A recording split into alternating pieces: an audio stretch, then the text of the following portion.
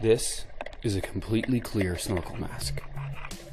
It's different than the others I've tried before because it's totally clear on the front. Not just the eye portion, but also the mouth portion, and even the tabs at the top and the bottom where the straps connect to the mask. I thought I'd give it a try, and I brought it with me on my trip to Belize. There's a couple of things I really like about this mask. I like that because it's clear, you get a really good idea of how this thing works. You can see really well when it's starting to fill up with water in the slightest, and you can also see how much the barrier between the top part of the mask and the nose, that silicone barrier, really prevents fogging up inside the top part of the mask. It gives you a really good idea of how well this system really functions. The good things about this mask include its design.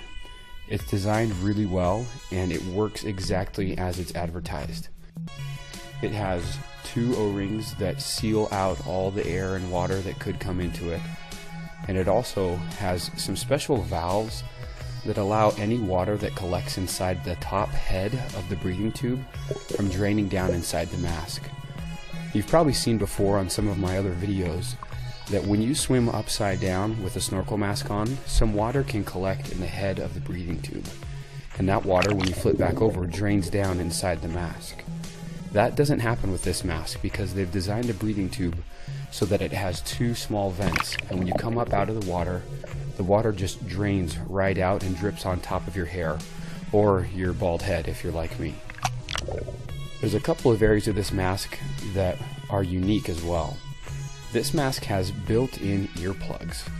These earplugs are connected to the mask. You don't have to worry about losing them ever, and they will just hang and dangle until you hook them into their little clip. But when you want to use them, you can unclip them and plug them right into your ears immediately.